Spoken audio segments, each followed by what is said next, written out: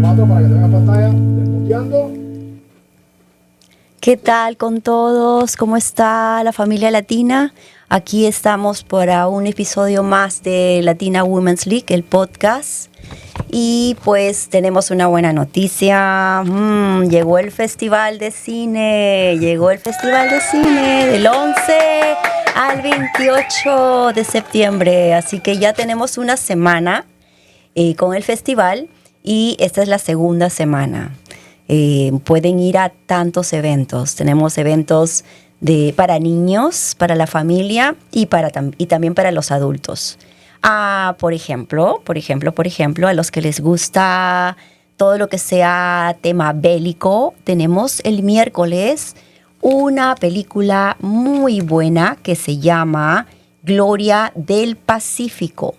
Y es una película sobre Perú y Chile y la guerra entre los dos. Así que va a ser una cosa muy interesante. El director de cine va a estar con nosotros vía Zoom. Y pues yo creo que no se la deben de perder y empieza a las 6 de la tarde. O sea que si llegan a las 5:30 pueden disfrutar de Mi Apá, porque va a estar allí con nosotros. Y a las 6 empieza la película.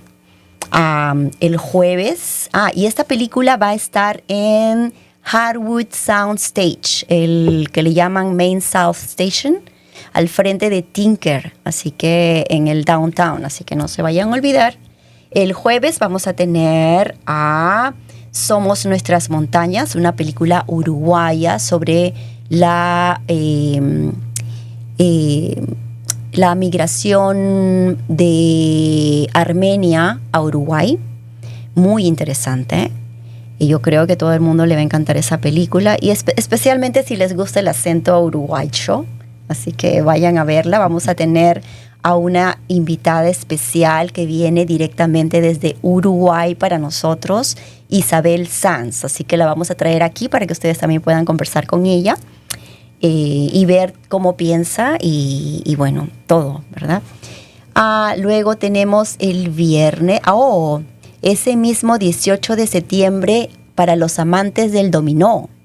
Tenemos el juego de dominó en Vecinos a las 8 de la noche. Así que vayan sacando su ticket.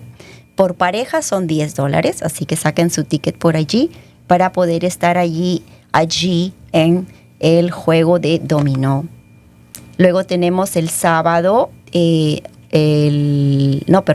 viernes, tenemos el 19 de septiembre, tenemos una noche para jóvenes. Es una proyección de cortometrajes de cineastas muy jóvenes y vamos a tener la mesa redonda con los cineastas, incluyendo nuestro director de cine estrella, David, que está aquí con nosotros. Hola David, ¿cómo estás? Hola, ¿cómo estás, Erika? Bien.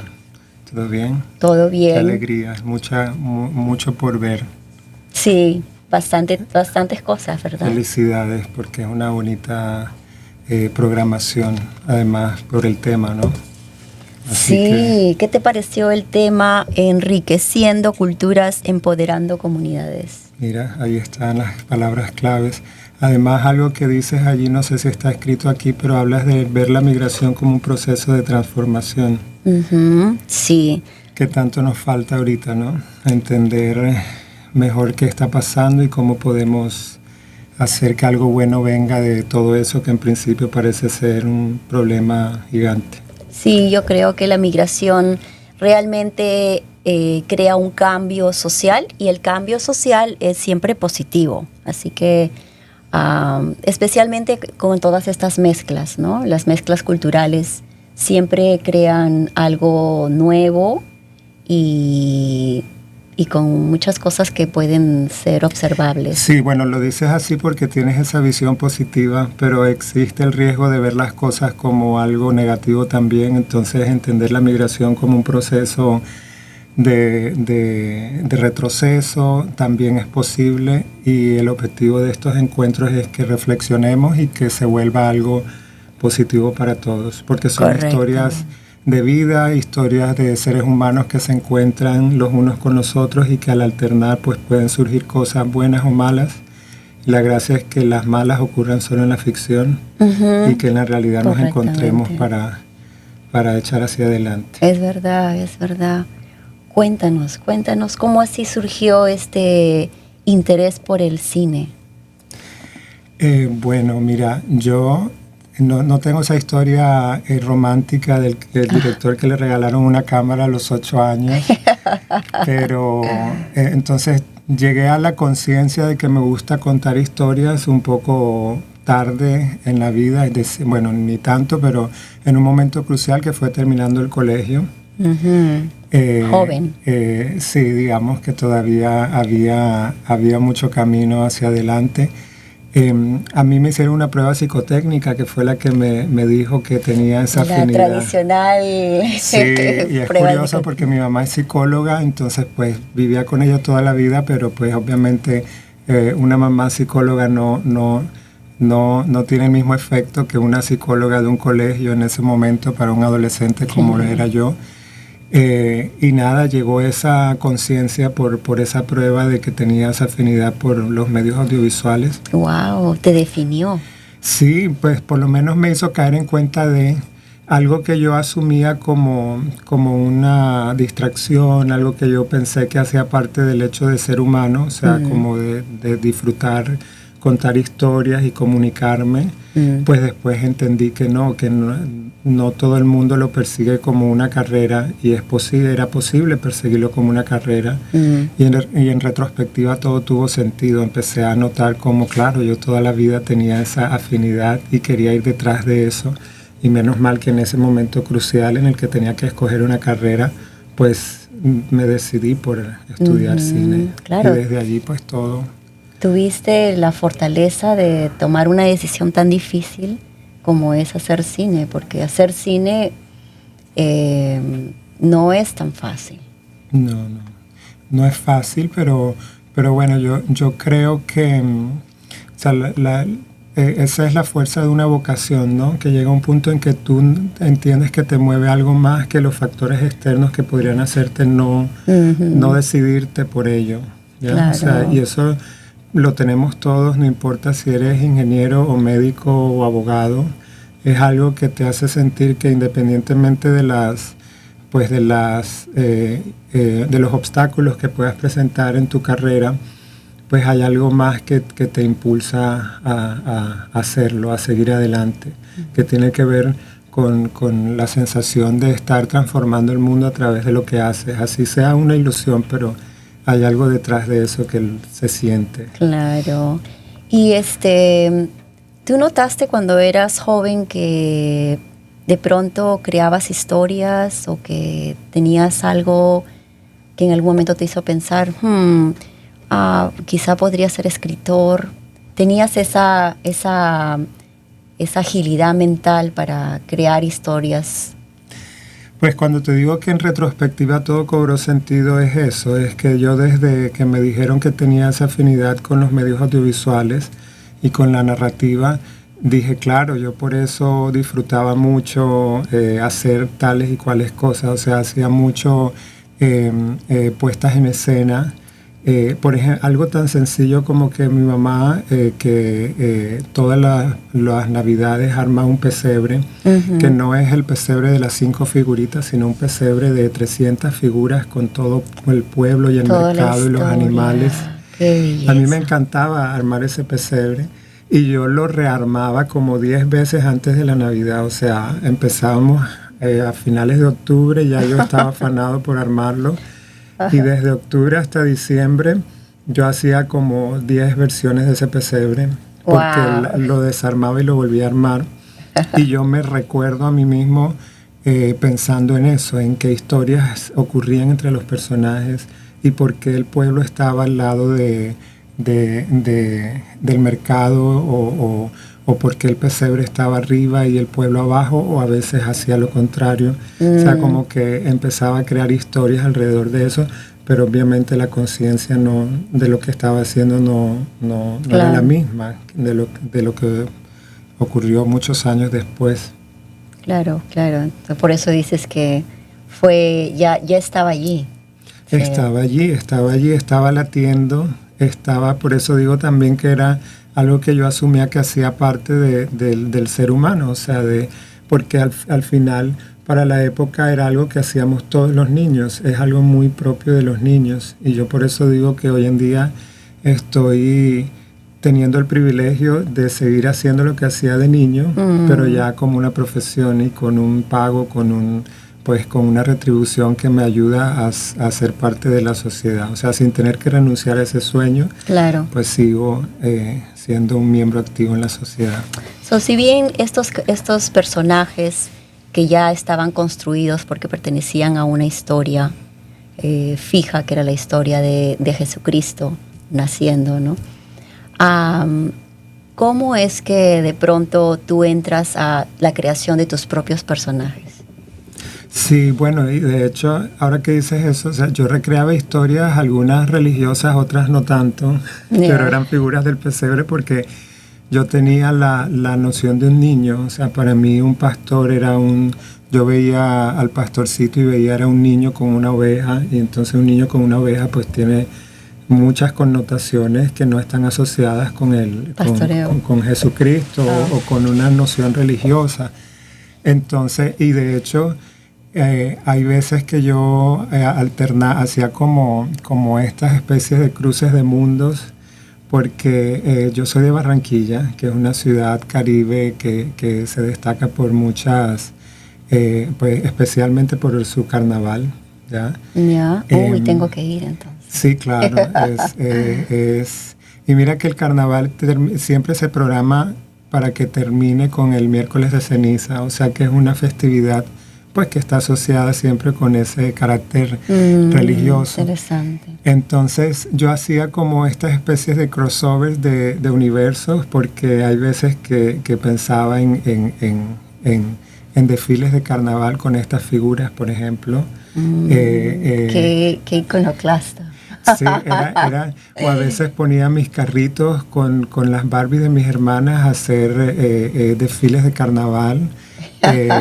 Y los carritos Hot Wheels, o sea, como que no había esa noción de estar apuntándole a solo un tema, sino de estar creando múltiples universos con base en lo que tenía. Entonces desde allí ya yo sabía que podía construir mundos muy diversos en base a lo conocido. Y luego, pues, cuando ya adquirí conciencia de que podía asumir esto como una profesión y empecé a estudiarla, pues vinieron herramientas que le dan a uno en la escuela de cine y sobre cómo los personajes se van enriqueciendo con las herramientas que uno les da como guionista. Y después de que adquirí esas herramientas, regresé a esos mismos espacios viéndolo todo con nuevos ojos, o sea, entendiendo que muchos miembros de mi familia con los que yo convivo y que para mí es normal convivir con ellos, podían convertirse en algo más para mis historias, o sea, y fue fascinante porque es como una máquina que se alimenta a sí misma, o sea, yo voy descubriendo cosas propias de mi contexto, de mi entorno, que me fascinan y las quiero mostrar. Y a medida más las muestro, más inquietudes surgen. Claro, eso es claro, ahí es donde entra todo este espacio creativo que consigues a través de todas las herramientas de la narración del cine.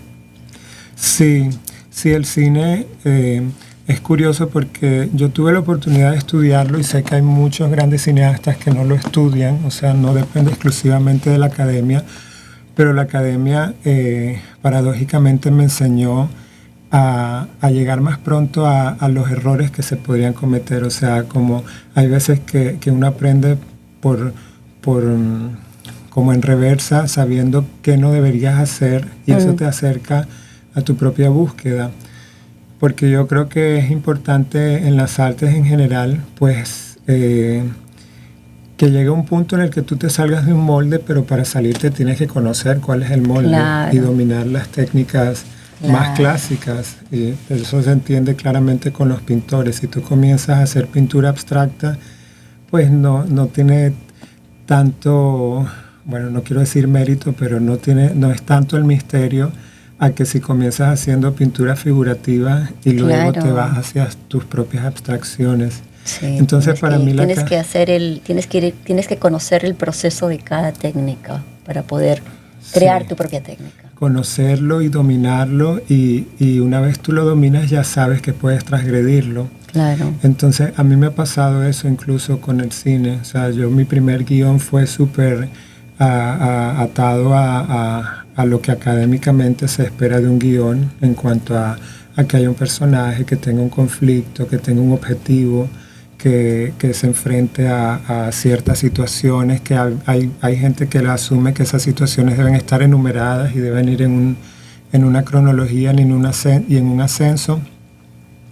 Yo lo hice así y mira que curiosamente ese guión no se ha hecho porque hay algo allí que me hace sentir que estaba siguiendo un recetario. Ajá, Y, claro. y en cambio, pues por lo menos La Frontera, que es la película que trajimos acá, es una película que surgió como de una necesidad de hablar de algo que yo sentía que conocía en principio, tenía una noción.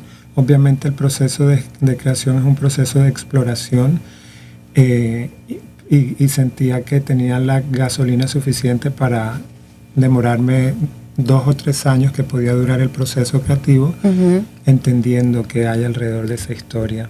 Eso fue lo que te duró, 2, 3 años. Sí, y que fue un periodo corto, que de hecho es una película que surge de la frustración de no haber podido hacer otra película que llevaba ya más de 5 años tratando de Ajá, hacer. a eso iba. Tomaste de otras historias anteriores para poder redondear esta historia de La Frontera. Bueno, más claramente, La Frontera fue un proceso como yo tenía un lienzo en el que estaba pintando y esa pintura no cuajaba y decidí más bien borrar y hacer otra pintura, pero pensando mucho en las herramientas que tenía a la mano, o sea, pensando mucho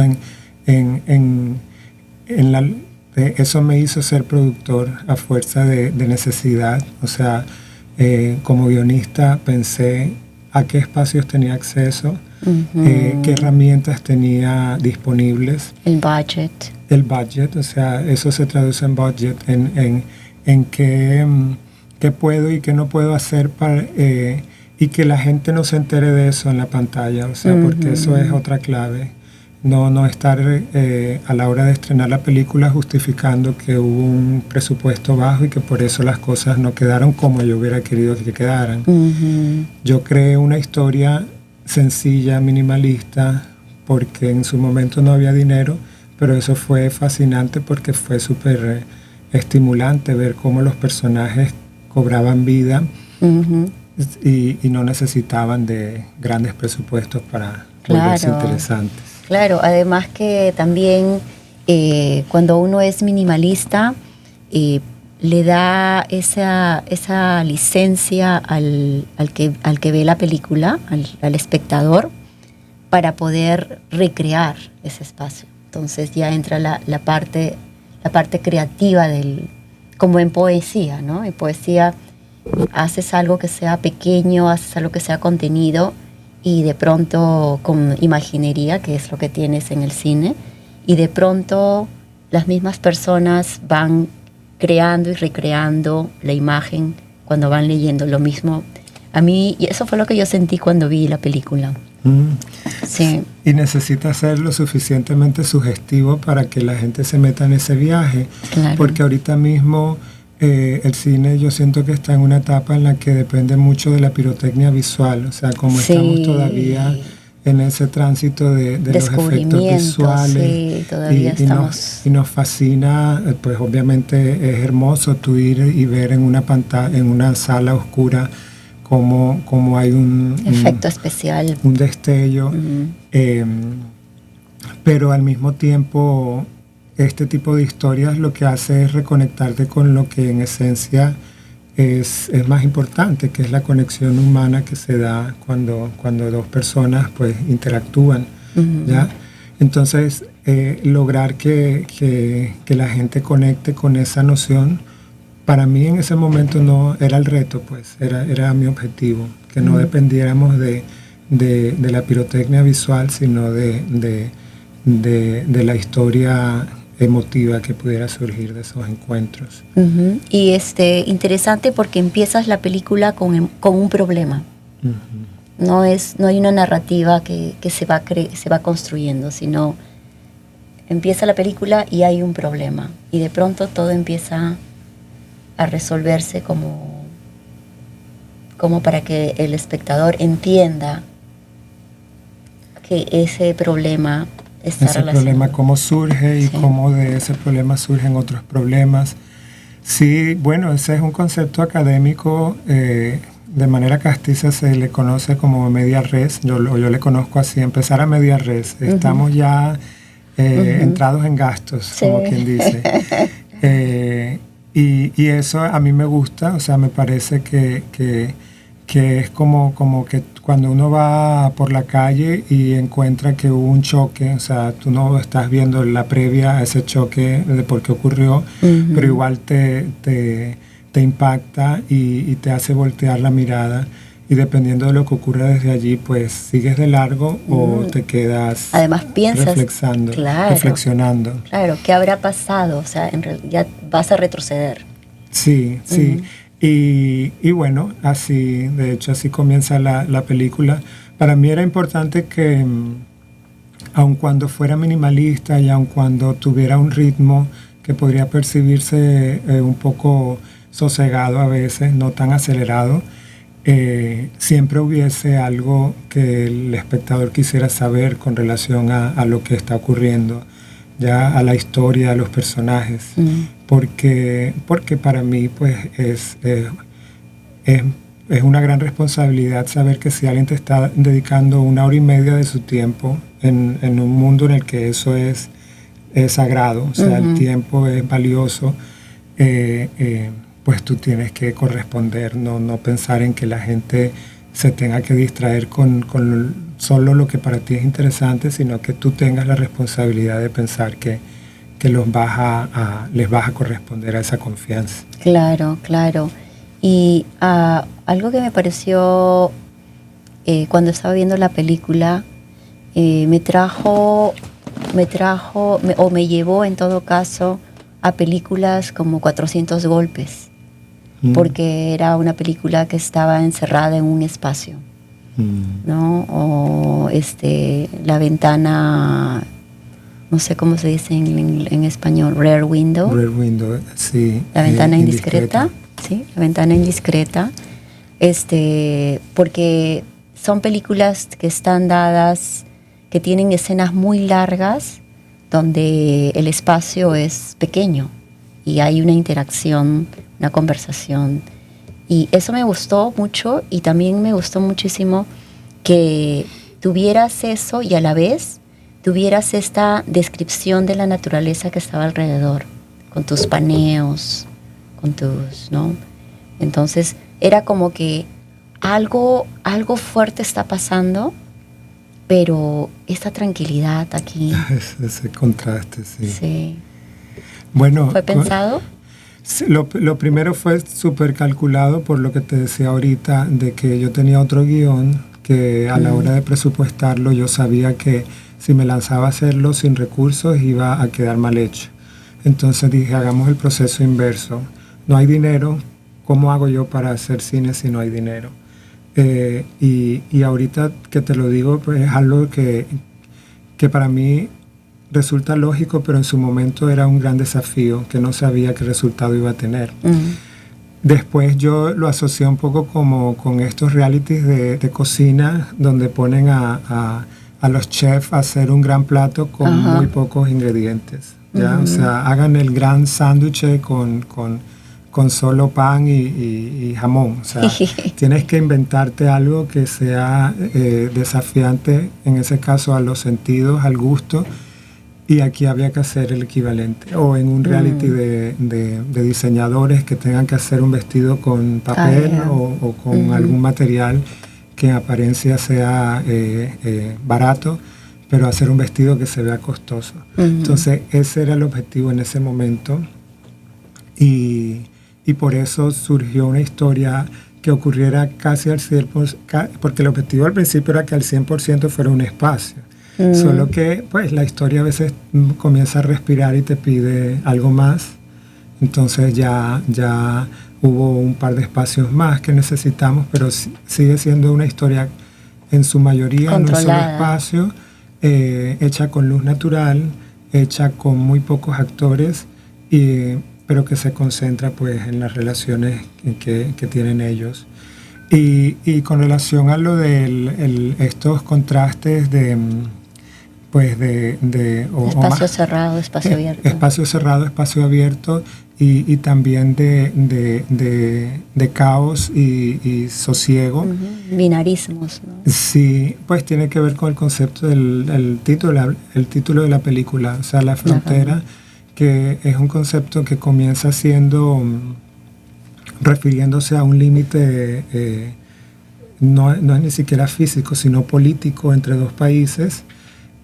Pero que comienza a hablar luego de la frontera entre la vida y la muerte, entre la realidad y lo onírico, entre el caos y el orden, entre el ruido y el silencio, entre lo cerrado y lo abierto a nivel espacial. Claro. Y los personajes empiezan a encarnar eso incluso, ¿no? Porque las dos protagonistas, se complementan opuestas, por eso, ¿no? Son opuestas y llega un punto en que se complementan en medio de eso que al principio es caos.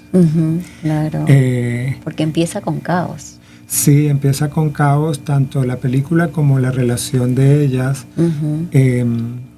Y yo estaba detrás de eso, de entender cómo en un mundo caótico podríamos restablecer un orden si nos ponemos a prestarnos atención entre nosotros.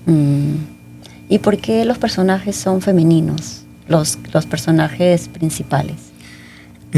Bueno, yo vengo de una familia que tiene 3 hermanas mayores y yo, somos 4. Ellas son chicas que toda la vida, yo al ser menor me acostumbré a mirar hacia arriba y verlas a ellas. Yo pensé que el mundo era dominado por mujeres como hasta los 8 años. Porque está mi mamá, están ellas 3 y después de hecho llegó una sobrina que se crió como una hermana. Entonces pues siento yo que naturalmente eso hace que sin tener el atrevimiento de decir que puedo hablar o tengo criterio para hablar de eso, por lo menos siento la afinidad y la sensibilidad hacia hablar los temas desde esa perspectiva, porque me parece profundamente más rica. Y es curioso porque yo tuve una vez un guión, la conciencia de que estaba haciendo guiones con mujeres me llegó por una amiga productora que leyó como yo le había pasado como 4 guiones y llegó un punto en que me dijo, otra vez una chica tal, y yo, es verdad. Y cuando ella me dijo eso, yo me fui a revisar una idea que yo tenía para otra historia en que el protagonista era un chico. Y era una historia que estaba estancada porque no. Hay un momento en que las historias hacen clic con uno y tú sientes, esta es la próxima historia que quiero hacer, porque ya siento que la historia está desarrollada, tiene una madurez. ¿O tú también tienes otra madurez? Sí, por la visión que yo tengo de la vida, esta es la historia que quisiera perseguir ahorita. Así no esté todo resuelto para la historia, por lo menos tienes una base consistente. Y yo no sentía eso con ese guión. E hice el ejercicio de cambiar el personaje de chico a chica y que fuera una mujer la protagonista y cobró ese sentido, ¿ya? Entonces, desde ese entonces, porque claro, cuando mi amiga me dijo otra vez mujer, yo lo sentí como que estaba como sí, pues ella no lo, porque además era por chat, entonces el tono se lo ponía yo. Pero sí sentí que podía estar corriendo el riesgo de limitarme como creador, como guionista. No es ser monotemático, pero sí es como una visión muy, muy única, muy insuficiente de las cosas. Entonces empecé una lucha por ver si podía explorar esos universos que me gustan desde otra perspectiva. Y después dije, no, pues, o sea, igual... En el ser mujer hay hay una... Matiz. En mil matices, Ujú. entonces pues se puede explorar por allí también. Y volví a mis raíces y dije, mis hermanas son muy distintas entre ellas y las formas de relacionarse también son muy diversas. Entre ellas con sus amigas, ellas con sus primas y entonces Claro. está bien. Ujú, claro. Y las relaciones de estos personajes femeninos con los personajes masculinos. ¿Cómo creaste, cómo pensaste estas relaciones? Para la frontera. Para la frontera. Mira, esas son cosas que yo entiendo mejor en retrospectiva, porque cuando yo estoy creando los personajes trato de no pensar en su función en la sociedad como la forma binaria de esta es mujer y tiene unas asignaciones, este es hombre y tiene otras, y al relacionarse cada uno debe cumplir una función. Sí, demasiado pensar, ¿verdad? Sí, pues, o sea, por lo menos yo entiendo eso porque en mi casa, aun cuando yo fuera varón, yo tenía unas funciones que eran las mismas que tenían mis hermanas. Tareas de la casa. Tareas de la casa, exacto. La única limitación en su momento era que yo al ser el menor, pues yo a los 6 años no estaba lavando platos, pero ya cuando cumplí 12 ya me tocaba. Entonces, claro, entonces por cocinar. eso, sí, por eso se creaba la noción de que, de pronto yo en su momento fui el más consentido porque era el menor, pero hubo un punto en que yo asumí en mi rol dentro de esa pequeña sociedad que era mi casa, y no habían esas divisiones. Y eso tenía mucho que ver con que mi papá toda la vida actuó así. O sea, mi papá, que ya era adulto desde mi principio. Claro, con 3 mayores. Sí, hacía oficios en la casa y hacía y cocinaba. O sea, no había esa distinción. Distribución de tareas. Exacto, entonces yo creo que por género. El hecho de criarme en un ambiente así hizo que a la hora de yo construir personajes también los viera con esa lógica. Claro. ¿ya? O sea, más que pensar en qué función cumple cada uno es cómo se relacionan entre ellos. Y de allí podía surgir, como pasó en La Frontera, una historia en que las dos protagonistas sean mujeres y no porque tengan un vínculo amoroso, que es lo que acostumbra asociarse a los dos protagonistas, que son la pareja, Sí. sino porque son las dos que tienen como esta alternancia mucho más rica dentro de la película, o sea, las que en su encuentro y desencuentro se transforman la una a la otra. Sí, además que también ellas mismas son sujetas a ciertas circunstancias que las hacen actuar de ciertas maneras, ¿no?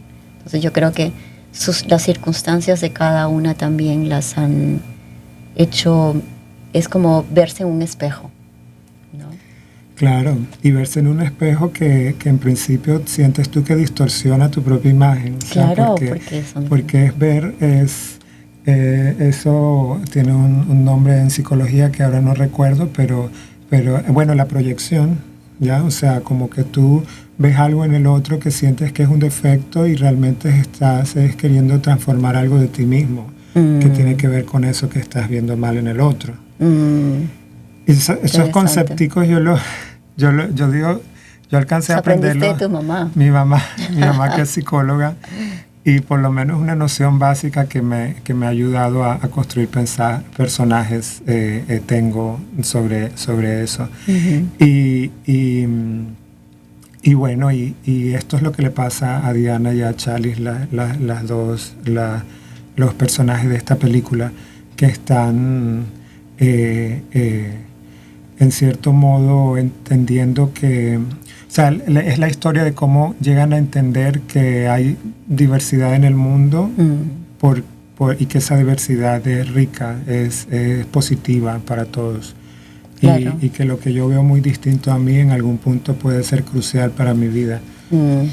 Es otra cosa que me llamó mucho la atención, es que el tema se le dice que es, bueno, se le habla de un tema indígena porque está basado en la cultura Wayuu.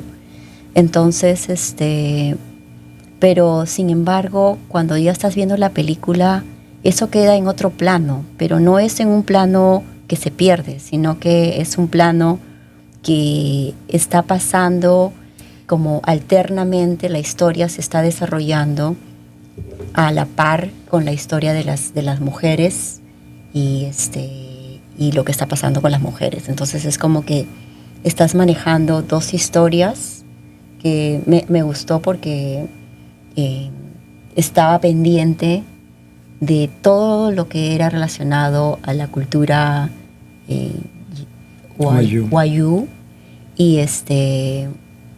y porque ya de antemano sabía algo de los wayuu. Entonces también creo que puede haber sido eso que me llamó la atención, de continuar mirando cómo esa cultura que está representada por uno de los personajes femeninos todavía se leía mientras se mantenía esta relación con los dos personajes femeninos a la vez, ¿no? Sí, yo creo que eso se desprende de algo que fue crucial para formar la semilla de este proyecto y tiene que ver con... Yo pude estudiar en España, ya allí hice 2 programas de maestría, una en dirección y otra en montaje en Barcelona. Nice. Cuando regresé de España, está esa pregunta del latino de si regresar de Europa a Latinoamérica, a tu país, a hacer cine en una época que era difícil, además porque estábamos en pleno proceso de firma del acuerdo de paz del gobierno y la guerrilla. Entonces era un periodo de incertidumbre, ¿ya? Y de mucha polarización. ¿Estamos hablando de qué año? Hacia el 2016. Bueno, yo regresé al 2015 y digamos que ya asentándome 2016 empecé a sentir todo esto. Y a eso súmale que tal vez fue uno de los periodos más álgidos de la migración de venezolanos a Colombia. Entonces se hablaba mucho de cómo eso iba a afectar negativamente, porque se ponía el acento en lo negativo, de cómo nos iba a afectar negativamente. Entonces, claro, yo empecé a asociar nodos. Yo venía a Colombia, un país en conflicto por muchos años, que está ahorita en una pugna de gobierno guerrilla, que eso se traducía en personas que en algún momento estuvieron alzadas en armas y la población civil. Y entonces el que es de la población civil se siente de mejor moral porque nunca alzó las armas y los otros deberían de estar apartados. Entonces ahí había una división, como una división que partía de una visión del mundo muy diferente y de pensar que ellos son malos y yo soy bueno. Y eso pasaba lo mismo con Colombia y Venezuela. Entonces los venezolanos, no son malos, nosotros somos buenos. Es que necesitamos siempre algo externo. Sí, algo externo que nos haga sentir mejor a nosotros mismos. Claro. Y es algo absurdo. Y como te digo, venía de España y sentía que estaba pasando, eso ha pasado por muchos años, pero para ese periodo fue muy álgido, el tema del espíritu separatista de Cataluña con el resto de España.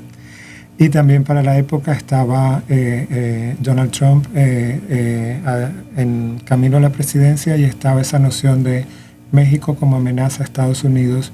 Entonces la historia surgió como una necesidad de entender por qué nos estaba pasando eso, no solo en mi comunidad más cercana, porque yo vivo y estaba viviendo en esa época también en una ciudad que es muy cercana a Venezuela, entonces ya tenía amigos venezolanos que venían con sus historias de vida.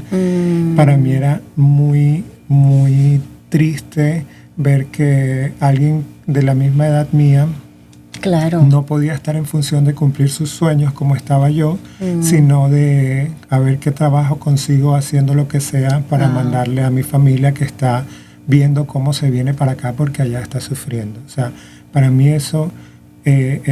yo entré en conflicto mucho con esa noción, saber que eso estaba pasando. Claro. Entonces yo en el cine y en una historia como La Frontera quise empezar a encontrar respuestas a eso, a por qué nos pasa. Entonces la historia tenía esa raíz y esa raíz ya no dependía del contexto propiamente, porque como te digo, ocurría en Europa, estoy hablando de los lugares en los que estuve o que conocía más de cerca, pero obviamente después cuando estrenamos la película estuvo en Egipto, en India. Y que allá también. Pues. Y entonces la gente se acercaba y me decía, con otros nombres de comunidades diferentes, cercanas a ellos, pero era el mismo conflicto, la misma crisis. Entonces, eso fue fascinante para mí, pero todo surgió de esa noción de que era historia sobre relaciones humanas. Y esas relaciones humanas ocurren en un espacio y en un lugar que son únicos en el mundo, y eso es importante también destacarlo, pero sin perder la noción de que son relaciones humanas y nos puede ocurrir a todos. No estamos exentos, no importa de qué país vengas. Sí, es verdad. ¿Y qué tanto influyó tu ascendencia libanés en todo esto? ¿La cultura se dio en tu casa? Bueno, más que la libanesa específicamente, yo sí me he sentido siempre una mezcla de muchas culturas y una mezcla además que ya es difícil de separar. O sea, yo no puedo decir que soy más lo uno o lo otro. Y eso, verlo como algo positivo, no verlo como algo negativo. Y siento que es algo que afortunadamente en el contexto en el que me formé se ve como positivo, se exalta, porque en los carnavales lo que se hace es eso, celebrar ese tipo de diversidad. Y tú vas a un desfile y ves cómo cada grupo celebra sus propios, lo que lo hace auténtico, lo que lo separa del resto, pero no separar como una forma de tú allá, yo acá, sino como una forma de decir somos distintos, pero estamos aquí celebrando eso que nos hace distintivos. La recreación del carnaval, pues. Sí, entonces yo siento que eso también me hizo ser lo suficientemente atrevido para hablar de una comunidad indígena a la que no pertenezco, porque en últimas se vuelve una celebración de otras culturas, así tú no pertenezcas a ella. Yo sé que eso ahorita puede ser problemático porque estamos en un periodo en el que las mujeres se supone que deben hablar de mujeres y los hombres solo hablan de hombres y el negro solo habla del negro y así, el queer solo habla del queer. Sí, pero, la autoridad que se da, ¿no? Sí, como la potestad que sentimos que tenemos, pensamos que nos limita en ese sentido. Y yo creo que debemos seguir en la lucha por entendernos los unos a los otros, y ese entendimiento viene pues de voltear a ver al que no es como tú. Claro. Y luchar por encontrar puentes de conexión, o sea, puntos de conexión. Y el objetivo del arte debería seguir siendo ese. Claro, en vez de dividirse, más bien cohesionarse y juntarse. Sí, tender, lanzar un cable. Estamos en el mar todos y a punto de ahogarnos, lancémonos cables para comunicarnos y que mantenernos a flote. Claro. Interesante. Qué interesante. La verdad que podríamos estar hablando de muchas cosas. Solamente nos hemos enfocado en todo lo que es personajes y temática, pero podríamos hablar de técnicas, podríamos hablar de la luz, porque no elegiste la luz artificial del cine que te puede crear tantas cosas. Sí, pero ahí no fue una elección, ahí fue una necesidad. Mira, nosotros para la época yo tuve la fortuna de encontrarme con un equipo que entendía no solo la historia que queríamos narrar, sino las circunstancias en las que se iban a narrar. Entonces, el fotógrafo de la película, que se llama Iván Molina, yo lo conocí estudiando en España. Y él estaba haciendo una maestría en cinematografía, en dirección de fotografía, y él lo conocí en una práctica en la que él estaba haciendo la luz de un corto con lámparas chinas, o sea, súper austero, súper económico, pero muy sensible y muy bonito, muy poético el resultado. Ya. Y estaba en España, o sea, él tenía acceso a luces artificiales más sofisticadas, digamos, Ya. pero estaba haciendo ese ejercicio. Estaba optando. Entonces, pues entramos en conexión, hubo así como química, y cuando yo regresé a casa y me di cuenta que estaba esa necesidad de hacer una película sin recursos, pues él conectó con esa visión. Ya. Y por eso, pues la película, a pesar de que no tenía recursos, tiene una luz formidable. Una luz muy bonita, sí. Sí, sí, sí. Es más, una escena que me encantó mucho por su intimidad fue la escena de las dos chicas echadas en la hamaca y conversando sobre... Es el momento cuando una de ellas se abre completamente y le muestra a la otra cosas personales que había hecho o lo que era, ¿no? Antes, ¿no? Esa parte me pareció tan... Y bueno, generalmente buscamos hacerlo con una luz especial, algo que suavice los rostros, por ejemplo, ¿no? Pero en este caso no existía esa luz, pero aún así se podía ver esas expresiones de las actrices, y la oscuridad no era negativa, ¿no? Esta atribución a lo negativo con la oscuridad. Mi asistente de dirección decía que esa escena era en la que él iba a llorar cuando la viera, porque por el contenido, más que la forma, sin descuidar la forma, obviamente. O sea, es importante que cuando veamos la imagen veamos más luces que sombras que nos distraigan, pero para mí, para una escena como esa y yo decidir cómo poner la cámara, es importante entender que los personajes son iguales, y esa noción de igualdad debe traducirse en la puesta en escena. Entonces, lo primero que yo elimino allí es lo del plano contra plano, en una escena así, por ejemplo. Porque esa es la típica. Porque, sí, o sea, pues por lo menos es en la una clásica, conversación, claro, para plantear una noción de interacción, de primero tú, luego yo. Claro. Pero aquí era clave que las dos estuviesen como, o sea, que más bien que la libertad de ver a la una o a la otra esté en ti como espectadora. ¿Ya? Que tú llegues y digas, no quiero ver a la que habla, sino a la que escucha, ¿ya? O viceversa, quiero ver a la que habla cómo dice lo que está diciendo. Entonces me gustan mucho esos planos de conjunto por eso, porque siento que son momentos de comunión y los uso bastante, y de pronto están asociados a muchas cosas que me han pasado en mi vida familiar, que son momentos de comunión. Ya. Pues sí, yo creo que fue una escena muy personal, en ese sentido, muy personal.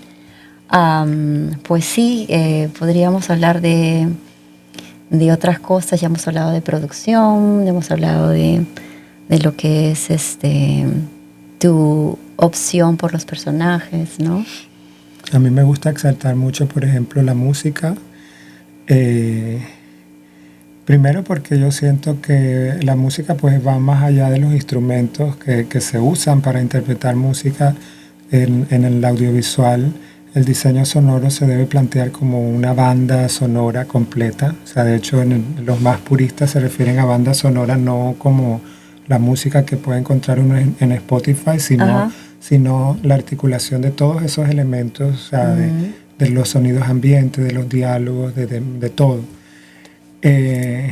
Entonces, para esta película, pues tuve la fortuna de alternar también con dos personas que fueron líderes en sus propios procesos. Uno fue el director musical y otro fue el director del diseño en postproducción, que se apoyó obviamente mucho del sonidista que hizo la captura del sonido directo. Y cada uno hizo un aporte que permitía también esta dualidad que decía al principio, de frontera política, de vida y muerte, de realidad e imaginación, para plantear como un complemento entre el ruido y el silencio. Entonces, por ejemplo, yo le pedí al director del diseño de sonido que hiciera, que descargara una suite de sonidos del viento, que tenía un director famoso, no recuerdo el nombre ahora, pero teníamos más de 100 sonidos del viento. Wow. Que utilizamos para la peli. O sea, wow, 100 sonidos. Más de 100 era la suite. Era como un programa que, la palabra no es programa, pero era un conjunto de capturas de sonidos de muy alta fidelidad que eran del viento. Entonces creas tú toda una sinfonía con eso. Claro. Y que depende mucho de cómo se sienten los personajes, que hay momentos de consternación, hay momentos de relajación, y cómo el viento entra a narrar con eso. Claro. Y ahí va sumando, ¿no? Porque hay algo que para mí en algún punto era personaje, era la casa de Diana y Puana, el personaje principal. Y la casa tenía sus sonidos, crujía, las tejas crujían de acuerdo al viento también. Entonces ya comienzas a tener elementos individuales y elementos que se relacionan. Y el director musical, que se llama Oliver Camargo, y es un amigo de muchos años, tenemos muchos proyectos juntos ya, él primero entiende cómo la música debe entrar a trabajar en función de la narrativa. O sea, él no entra como pendiente de demostrar soy músico y claro, este es mi talento, esta es mi destreza, sino que entra casi que dialoga contigo. Dialoga y está en función de, o sea, no llega a imponerse. Claro. Y eso es clave. Ese es un buen equipo. Es un equipazo. Sí, es un equipo que quiero conservar por eso mismo, porque no es fácil encontrar ese diálogo. Entonces, él además es de Barranquilla también y tiene mucho bagaje en producción audiovisual, de series, de películas, de audiovisual en general, desde publicidad hasta cine. Wow. Y para la frontera estuvimos haciendo mucha experimentación, porque hay instrumentos que son muy autóctonos de la región y de estas comunidades que para el cine no son tan habituales. Claro. ¿Ya? Entonces eso fue un proceso de descubrimiento bonito para nosotros. A mí me encantó esa parte del bebé y este con sonido. la turrompa. Y mira que esa fue una escena, por ejemplo, que en su versión inicial tenía más elementos. Porque pues cuando comenzamos a pintar siempre queremos tener todas las pinturitas posibles. Entonces teníamos más instrumentos que nos ayudaran a afianzar la emoción que queríamos narrar en ese momento. Y después comienzas a depurar, y en la depuración hay también como un encuentro de un equilibrio, y se vuelve algo mucho más rico porque es conciso, o sea, es preciso, no está elevado, no se sobresalta. Y eso, se notó. Eso es producto de ese diálogo y de lo que te digo, de que él está en función de la narración. De pronto otro músico con una visión un poco más industrial hubiera querido que se sintiera más la música, entonces añadir más elementos. Sí, esa es una parte esencial para el cine, saber cuándo callar y cuándo...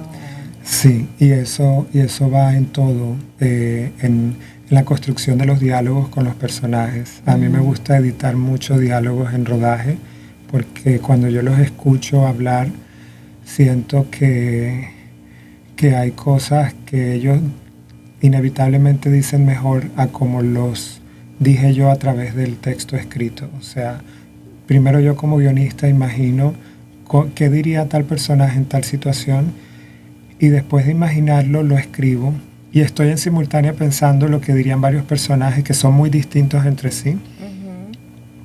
Claro, para probar esa cadencia de la palabra en cada uno. La cadencia, y tiene que ver con el bagaje cultural, y tiene que ver con la experiencia de vida, ¿no? O sea, los diálogos de Diana y Puan no pueden ser los mismos de Chalice, de la venezolana, porque se crecieron en contextos distintos, tienen un carácter diferente. Entonces, uno cuando es guionista está jugando a entenderlos a todos al mismo tiempo. Y eso es casi que imposible. Por eso es que los guiones hay que revisarlos, porque creo yo que tú como guionista necesitas volver a ellos desde distintas perspectivas y distintos momentos de tu propia vida que le apunten a cubrir a todos los personajes en algún momento. Y entonces cuando estamos rodando, que ya cada uno se hace responsable de su propia parte, de su personaje, yo como director, ya no tanto como guionista, necesito escucharlos y que al escucharlos no me haga ruido lo que dicen, porque la elección de palabras es la que es la precisa. Entonces, eso es algo que disfruto mucho del rodaje, tal vez lo que más disfruto, ese trabajo con los actores, de que cada uno le comience a dar vida a su personaje mientras yo los veo surgir. Y en pocas palabras, ¿cómo defines poesía? Uy, ¿cómo defino poesía? ¿Qué es para ti la poesía?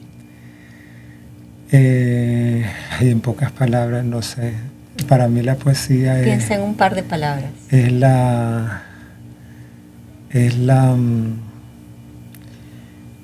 Pues la que se me viene es como transparencia, es como, sí, como una búsqueda de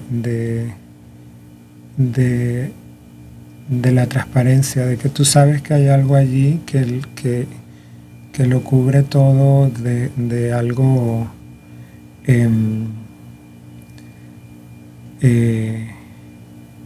algo puro que intenta contener al mundo. O sea, no sé, es un ejercicio de precisión. O sea, cuando uno intenta hacer poesía, está intentando entender al mundo con los recursos más sencillos. El lápiz y el papel. Sí. Además de toda pues, la imaginería. Mira que hay algo curioso, ya que me haces esa pregunta, y es, yo después de escribir los guiones, estaba haciendo un ejercicio, lo hice con un guión primero, y es como, ya lo tenía escrito y todavía no tenía cómo hacerlo. Entonces, como una forma de volver a él sin sentirme que me estaba cansando, me puse a escribir un poema que tratara de condensar las ideas que yo quería contener en el guión. Un guión es un documento de alrededor de 100 páginas. Sí. Aquí en un poema, ¿cómo lo condensaba yo? Hice ese ejercicio con La Frontera y de ahí surgió un poema que después se hizo canción, porque la canción central de la película, que la canta una cantante que es muy conocida en Colombia, que se llama Adriana Lucía, cuando yo me acerqué a ella para que hiciera la canción, le dije, mira, tengo este poema que escribí sobre la película, si te parece interesante, úsalo para esa canción, prueba, si no, pues desechémoslo y hagamos algo desde el principio, haz tú algo desde el principio. Y a ella le gustó mucho y ese poema lo convertimos en canción. Qué bien eso. Y fue algo que me gustó tanto que ahora hago eso como ejercicio. Entonces después, mi siguiente proyecto, escribí un poema y se volvió la canción del proyecto. Entonces, eso de pronto, aunque no es corta la respuesta, sustenta más lo que para mí es la poesía. Es como ese proceso de condensación de algo, querer contener el universo en unas pocas palabras. Sí, sí. Sentí algo, fue poético en realidad, ver desde mi perspectiva, ¿no? Ver la película, ¿no? Entonces me llamó la atención cuál es la relación. Ok, te voy a decir algo. ¿Tu mejor director de cine? Uno solo. Esa pregunta siempre es diferente, esa respuesta siempre es distinta. Me gusta mucho Almodóvar. ¿Tu mejor cantante? ¿Tu favorita? Te cantante favorita. Bueno, Shakira me gusta mucho también. ¿Algún pintor? Vermeer. Interesante. Pues bien. Me encantó. Eso, mañana me preguntas y esos tres pueden cambiar. Porque sí, son universos. Mira que aquí de entrada pienso en obras y hay muchos otros y son muy distintos entre ellos. O sea que no te hagas una sola idea de mí por esas respuestas. Ahora ya empiezas a lamentarlo. No, en absoluto. No, sino que digo que cada uno además representa un momento de la vida en la que perseguía algo. O sea, por ejemplo, Vermeer me encanta y lo uso mucho de referencia en todas las películas por el tipo por cómo jugaba con la luz, que es el juego de la luz que tenemos nosotros cuando hablamos de esa luz natural que entra por una ventana, que no es efectista en absoluto, que destaca las luces y las sombras iguales. Pero podríamos ser más dramáticos también, como un Rembrandt o algo así. O sea, wow. Me parece bonito también. Ya. Lo mismo Shakira, a mí me encanta por lo que representa, sobre todo. Sí, porque es un ícono, ya no hablemos solo de industria. Claro, de la música. Sí, sino, o sea, como el del ser colombiano en su máxima expresión además. Pero pues me gusta también mucho otro tipo de música y lo disfruto. Sí. Pues cuéntame, ¿qué tal te ha gustado? Bueno, estamos en toda la época del Gainesville Latino Film Festival, el Festival Latino de Cine. ¿Y cómo es que te lo esperabas y qué cosa encontraste? Bueno, la verdad estoy muy agradecido porque tenía una noción de que Gainesville es una ciudad muy académica, o sea, que hay muchos estudiantes, que hay mucho ambiente de educación. Y siento que este festival está agregando el componente no solo cultura, sino cine. Y no cine cualquiera, sino un cine que propicia el diálogo. Porque hay otro tipo de cine ahorita mismo que distrae. Entonces que más bien son formas de evasión de la realidad que están muy bien y las necesitamos. Sí, pero estos son puntos de encuentro, de conversación, y que eso ocurra en un lugar como este me parece que es una pieza fundamental. Y bueno, ustedes me han dado la oportunidad de alternar las actividades, no solo las académicas, sino las de esparcimiento y de reconocer la ciudad con su naturaleza y todo, y eso ha hecho que la experiencia sea completa y sea muy agradable, porque me voy muy inspirado por eso. Muchas gracias. Qué bien, qué bien. Pues yo quiero aprovechar para agradecer a todas las miembros de la Liga de Mujeres Latinas porque están haciendo una labor espectacular con el Festival de Cine. Todas están apoyando, todas están interesadas en que todo este evento sea el gran evento, como lo es para las personas originales de Gainesville, que realmente es el gran evento para ellos, porque no hay otro evento que sea latino, salvo este, y que dure tanto tiempo y que, como dice David, tenga una parte cultural muy fuerte de cine y también ese diálogo que se da cada vez que terminan las películas, y también tener esta parte de crítica sobre nuestras danzas y ver las danzas folclóricas de nuestros países, y también ver el concierto de música con Baila Gainesville que está allí y que se viene el próximo sábado. Entonces es completo, es un paquete completo, y para los niños también El tema que se trata este año es enriqueciendo culturas y empoderando comunidades. Es un tema que también va para los niños, porque el festival tiene como tema central la migración y las películas para niños también hablan de eso, hablan de la migración, de la cultura, pero de una forma tan lúdica que los niños pueden sentirse tan reconocidos en ello y seguido de un cuentacuentos, seguido de actividades. Entonces quiero agradecer a Children's Trust of Alachua County por ayudarnos a que este festival de cine para niños se haga posible, y a City Visit Gainesville, Alachua County, por ayudarnos con el festival de cine en general. Pues nada, ya llegó la hora de despedirnos. ¿Algunas palabras antes de despedirte? No, muchas gracias, y me quitaste las palabras. Quería agradecer a Latina Women's League por esta oportunidad.